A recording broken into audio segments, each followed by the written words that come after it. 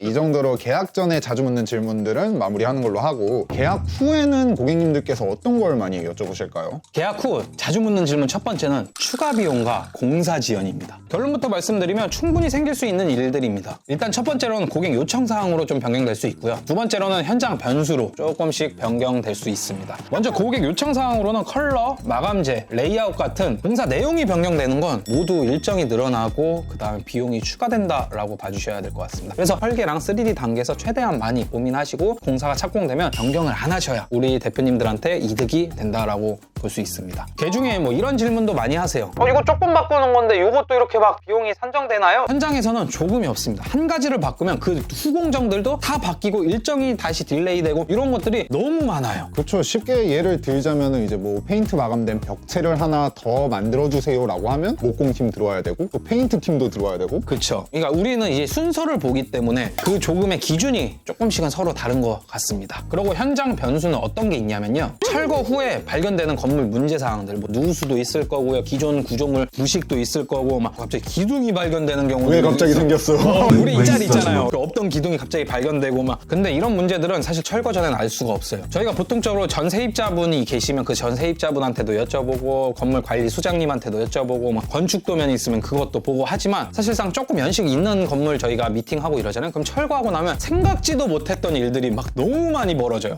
그래서 철거를 진행하다가 문제가 생기게 되면 클라이언트 분께 연락을 드리고 누구의 책임 소재인지를 먼저 찾습니다. 임대인분의 문제인지 아니면 전 세입자의 문제인지 아니면 우리의 문제인지 이것들을 확인한 후에 빠르게 해결 방안을 모색해서 일정과 공사 비용을 빠르게 판단해드리고 있습니다. 그럼 제일 확실한 건 역시 원상복구가 된 깔끔한 현장이겠네요. 원상복구된 현장이 리스크가 제일 적죠. 클라이언트 분들한테도 저희 인테리어 회사한테도. 그리고 계약 후 자주 묻는 질문 두 번째는 디자인 수정입니다. 수정이 가능한 시기는 컨셉 정리, 평면, 뭐 레이아웃, 설비 이런 것들이 확정되기 전까지는 충분히 가능합니다. 전체 시안을 바꾸는 것도 가능하고 디자인 컨셉이 바뀌어도 한 2회까지는 저희는 그냥 무료로 해드리고 있습니다. 그러면 수정이 불가능한 경우는 어떤 경우가 있죠? 바로 자재 발주가 끝나고 공사 착공이 된 후부터입니다. 아, 그때부터는 어렵긴 하겠죠. 이때 디자인 수정을 원하시면 공정, 비용, 일정이 전체적으로 변경됩니다. 저희 예전에 있었잖아요. 그 주방용품 쇼룸 할 때. 그쵸. 벽체 쓰고 붙박이 다 들어갔는데 바꿔주세요. 그거를 뭐 바꾸는 거는 저희는 가능해요. 바꿔드릴 수 있어요. 근데 그거에 대한 거를 또 이해시켜드려야죠. 이 바꿈으로 인해서 어떤 비용이 추가되고 그래서 저희도 사실 추가 비용 안 받는 걸 전 더 좋아해요. 왜냐면 저희는 그 다음 공사 일정들이 너무 타이트하게 잡혀 있으니까 그 다음 일정을 치기 위해서는 이렇게 순리대로 가는 걸 제일 좋아하고 있습니다. 그래서 디자인 수정은 많이 하는 게 문제가 아니라 늦게 하는 게 문제입니다. 하나 더 제가 궁금한 게 있었어요. 그동안 이제 제가 미팅을 같이 나가면서 그런 거 많이 물어보시잖아요. 공사 기간 동안 어떤 방식으로 소통을 하나요? 라는 질문도 많이 하시잖아요. 우선 공사 기간 동안 현장은 언제든지 방문을 하셔야 돼요. 그리고 공정이 어디까지 진행됐는지, 변경 가능한 게 있는지, 만약 추가 비용이 발생했으면 어디서 발생했는지 이런 것들 궁금하시잖아요. 이런 거 같은 경우는 저희는 편하게 소통하실 수 있도록 단체 카카오톡방을 운영 중입니다.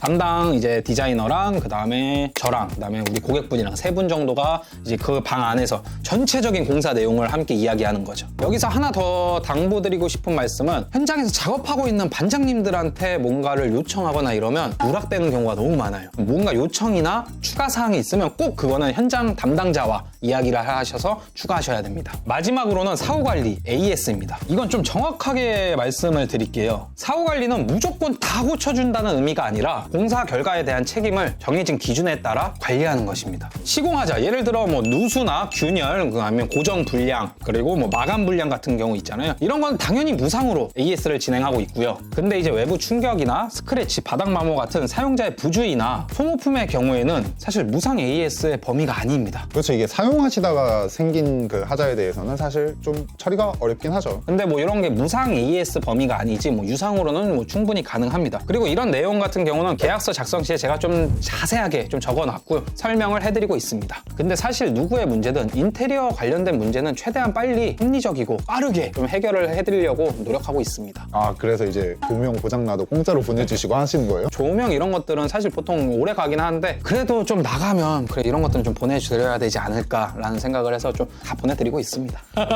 자, 그럼 이렇게 자선사업가 현 소장님의 마지막 멘트를 들으시면서 오늘 영상도 마쳐보겠는데요. 올 한 해 2025년도 고생 많으셨고 내년 2026년에도 행복한 날들만 있으시길 바라면서 인테리어에 숨겨진 모든 것을 파헤치는 그날까지 백스페이스는 계속됩니다. 안녕.